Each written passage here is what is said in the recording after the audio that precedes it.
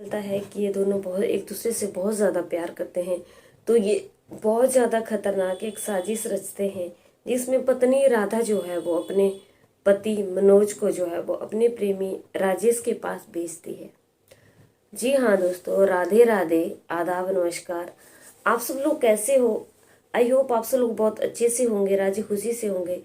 आप सब लोगों का मेरे यूट्यूब चैनल पे बहुत ज़्यादा तहे दिल से, दिल के गहराइयों से हार्दिक अभिनंदन है। दोस्तों, मेरे यूट्यूब चैनल का नाम है डेली न्यू क्राइम स्टोरीज, जहाँ पे आपको क्राइम की कहानियाँ लगातार सुनने के लिए मिलती हैं। और बता दूं कि मेरे चैनल पे डेली 10 बजे सुबह जो है वो एक नई कहानी आपके सामने आती है जो कि अत्याचारों से भरी हुई होती है। तो अगर आप लोगों ने दोस्तों मेरे यूट्यूब चैनल को सब्सक्राइब नहीं किया है, आप सब्सक्राइब कीजिए और रोज एक नई कहानी सुनने का आनंद लीजिए। तो दोस्तों चलते हैं, आज की कहानी की शुरुआत करते हैं उत्तर प्रदेश की गाजियाबाद से। जी हाँ, आज की कहानी जो है वो मैं आपके सामने लेकर आई हूँ उत्तर प्रदेश के गाजियाबाद से। आप दोस्तों, आपसे गुजारिश है कि आप पूरी कहानी को सुनना, ताकि आपको पूरी कहानी सुनने का पता चले कि क्या है और क्या नहीं है। उत्तर प्रदेश के गाजियाबाद में जो है वो एक राधा नाम की लड़की जो कि उम्र के साथ बढ़ रही है, बड़ी हो रही है। और भाई दोस्तों, जैसे जैसे उम्र बढ़ती जाती है, माँ बाप को चिंता सताने लगती है अपनी बेटी हो चाहे बेटा हो, उनकी शादी की। अब जैसे जैसे राधा उम्र के साथ बढ़ती जा रही है और माँ बाप को चिंता सता रही है उसकी शादी की। अब माँ बाप जो है वो लड़के देख रहे हैं और फाइनली उनको एक लड़का जो है वो मिल जाता है, मतलब पसंद आ जाता है, जिससे वो राधा का रिश्ता जो है वो पक्का कर लेते हैं। अब राधा के घर जो है खूब शहनाइयाँ बज रही हैं, शादी का माहौल है, लोग आ रहे हैं, लोग जा रहे हैं, सब बहुत खुश दिखाई दे रहे हैं। अब राधा की जो है वो शादी हो जाती है। जिस लड़के से शादी होती है उसका नाम मनोज होता है। अब मनोज जो है वो ई रिक्शा चलाने का काम करते हैं, क्योंकि दोस्तों ई रिक्शा आजकल जो है वो एक बहुत ज़्यादा अच्छा एक साधन मिल गया है लोगों के लिए अपना रोजगार चलाने का।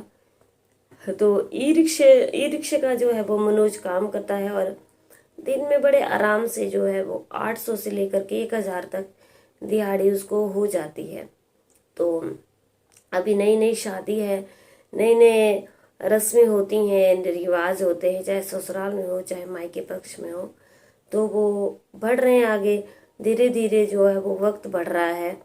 अब जो है वो शादी को हुए 1 महीना हो गया, 2 हो गए, कंटिन्यू होते होते शादी को जो है वो 1 साल हो गया, 2 साल हो गए। शादी जो है वो हो गई दोनों के आपस में। अब अच्छी खासी अपनी जिंदगी जो है वो गुजर बसर कर रहे हैं। अब राधा जो है वो एक दिन क्या होता है कि मनोज को जो है वो कुछ भी इस बारे में पता नहीं होता है। राधा के पड़ोस में एक युवक रहता है जिसका नाम होता है राजेश गुप्ता। अब राधा जो है वो उससे बात करने लगती है, राजेश गुप्ता भी राधा से बात करने लगता है और दोनों की धीरे धीरे धीरे धीरे दोस्ती हो जाती है। और भाई पड़ोस में जो है वो युवक रह रहा है और उनकी एकदम धीरे धीरे धीरे धीरे दोस्ती हो गई है। बता दें कि मनोज जो उनके पति हैं उसकी उम्र 22 साल है। अब क्या होता है कि राधा की दोस्ती जो है वो राजेश गुप्ता के साथ हो जाती है। दोस्ती आगे बढ़ने लगती है और दोस्ती खूब आगे बढ़ने लगती है और बढ़ती बढ़ती दोस्ती बहुत आगे बढ़ जाती है। मिलने लगते हैं, जुलने लगते हैं। अब दोनों जो है वो एक दूसरे को दिल दे बैठते हैं और दोनों जो है वो एक दूसरे के साथ शादी करना चाहते हैं और एक दूसरे से बहुत ज़्यादा इन लोगों को प्रेम प्यार हो जाता है। बता दें कि राजेश गुप्ता जो है वो राधा के पड़ोस में ही रहने वाला है। अब क्या होता है कि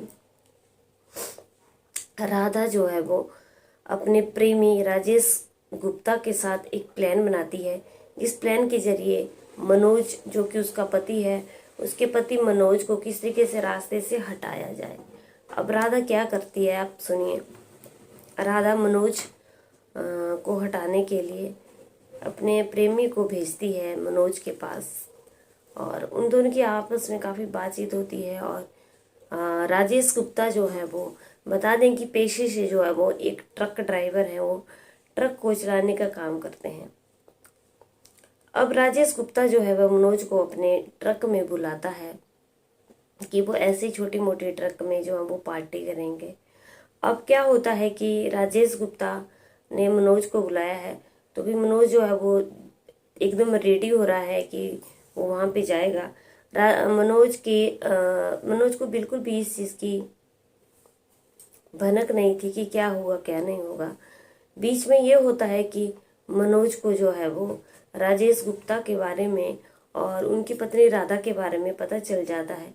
अब मनोज जो है वो इसका बहुत ज़्यादा ऑब्जेक्शन करता है और अपनी पत्नी राधा को राजेश गुप्ता जो कि उनका पड़ोसी है उससे बात करने के लिए साफ मना करता है। लेकिन पत्नी कहाँ मानने वाली है और राजेश गुप्ता कहाँ मानने वाला है। अब मनोज को जो है वो बिल्कुल भी भनक नहीं थी कि उसके साथ जो है वो क्या होने वाला है। राजेश गुप्ता जो है वो मनोज को एक दिन बुलाता है कि उसने जो है वो उसके लिए पार्टी रखी हुई है और वो एक दिन पार्टी करना चाहता है। अब मनोज जो है वो चला जाता है पार्टी करने के लिए, लेकिन उसको क्या पता होता है कि उसके साथ आगे क्या होने वाला है। अब जब वो वहाँ पे जाता है तो ट्रक में जो है वो राजेश गुप्ता मनोज को बिठा देता है और ट्रक में बिठाने के बाद दोनों काफ़ी शराब पीते हैं। और जब मनोज जो है वो एकदम अपने होश में नहीं होता है तो राजेश गुप्ता जो है वो उसको बोलने लगता है, लेकिन कि तू अब यहीं पे रह, मैंने बोला था कि मेरे और राधा के रास्ते के बीच में मत आ, अब तू देख तेरे साथ क्या होगा। तू नहीं माना, लेकिन अब तेरे साथ क्या होने वाला है अब तुझे बिल्कुल भी इस चीज़ का एहसास नहीं है। तू यहीं पे रह और मैंने बोला था कि हम दोनों के बीच में बिल्कुल भी मत आ। अब क्या होता है कि वो उसका गला जो है वो एकदम घोंट देता है और जिससे वो जो है वो वहीं पे ख़त्म हो जाता है और हमेशा हमेशा के लिए इस दुनिया को छोड़ करके चला जाता है। अब होता क्या है कि काफ़ी परेशानी होती है और लेकिन क्या होता है कि मनोज जो है वो अपने मोबाइल की रिकॉर्डिंग ऑन रखता है, जबकि मोबाइल में सब कुछ रिकॉर्ड हो चुका होता है। अब जब वो ये सब करके राजेश गुप्ता जो है वो वहाँ से भाग जाता है। अब क्या होता है कि अब झूठी मूठी खबर जो है वो उसकी पत्नी राधा कहानी रच देती है कि उसके पति को किसने मार दिया है, लेकिन पुलिस में इन्फॉर्म किया जाता है। पुलिस आती है और पुलिस जो है वो सारी तहकीकात करती है। तो जहाँ पे जिस जगह पे जो है वो मनोज खत्म हुए हैं वहाँ पे पुलिस जो है वो एक रस्सी बरामद करती है और एक मोबाइल बरामद करती है और एक पर्स भी बरामद करती है और मनोज भी वहीं पे पड़ा हुआ होता है। अब मनोज ये सारी चीज़ें जो हैं वो पुलिस ले लेती है और उसके पास सबूत के तौर पे बहुत सारी चीज़ें हो जाती हैं। जब मोबाइल को चेक किया जाता है तो मोबाइल में जो है वो उसकी रिकॉर्डिंग जो है वो मिलती है, जिससे राजेश गुप्ता के बारे में सब कुछ पता चल जाता है और जो उसकी पत्नी राधा होती है, राधा के बारे में भी ये सारी चीज़ें पता चल जाती हैं कि ये कहाँ क्या साजिश रच रही थी। राधा ही जो है वो अपने पति मनोज के खिलाफ जो है वो अपने प्रेमी राजेश गुप्ता के साथ मिलकर के साजिश रच रही थी। और क्योंकि मोबाइल में जो है वो दोस्तों सारी रिकॉर्डिंग जो है वो सामने आ जाती है, नज़र आ जाती है, जिससे दोनों जो है वो पकड़े जाते हैं।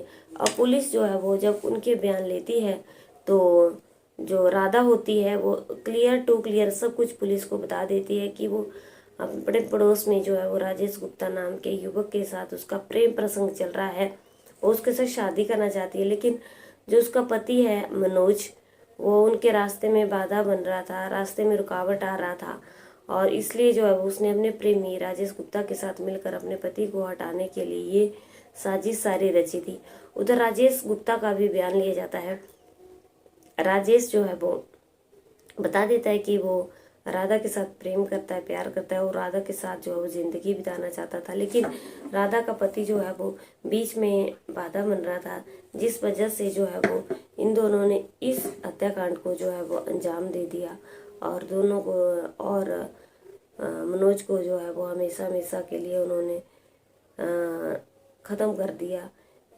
तो पुलिस क्या करती है, दोनों का बयान रिकॉर्ड कर लेती है और दोनों के बयान को रिकॉर्ड करने के बाद दोनों को अरेस्ट कर लेती है और जेल में भेज देती है।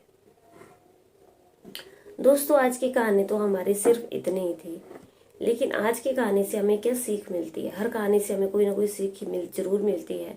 आज की कहानी से हमें ये सीख मिलती है कि जो इंसान गलत सोचता है या गलत कर्म करता है उसके साथ गलत ही होता है। राधा देवी ने जो है वो अपने पति मनोज के साथ एक बहुत गलत काम किया। अगर उसको राजेश नाम के आदमी के साथ शादी करनी थी तो वो उसके साथ शादी करती रहती, और अपने पति को ये अपने पति के साथ जो है वो इस तरीके का व्यवहार करना बहुत गलत बात थी। और किसी की ज़िंदगी को छीनने का कोई भी अधिकार नहीं है, क्योंकि हम ज़िंदगी देने वाले नहीं होते हैं तो हम ज़िंदगी लेने वाले कौन होते हैं।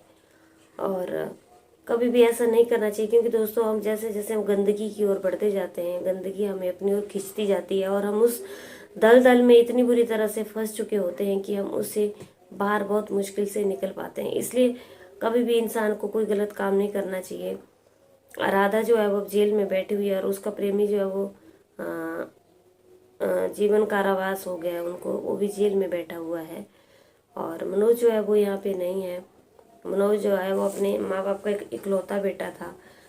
आप लोगों को कहानी सुनाने का मेरा उद्देश्य सिर्फ यही होता है कि आप सचेत रहें, सतर्क रहें कि हमारे देश दुनिया में ऐसी ऐसी वारदात हो रही हैं। चलती हूँ, आज की कहानी को मैं यहीं पे ख़त्म करती हूँ दोस्तों। कल की कहानी में आप लोगों से फिर से मिलूंगी। अगर आप लोगों ने चैनल को सब्सक्राइब नहीं किया है, विनती करती हूँ कि सब्सक्राइब ज़रूर कीजिए। आपका सब्सक्रिप्शन मेरे लिए बहुत मोटिवेशन का काम करता है। कल की वीडियो में एक नई कहानी में आप लोगों के साथ फिर से मुलाकात होगी। तब तक बने रहिए मेरे चैनल पे। जय हिंद, जय भारत।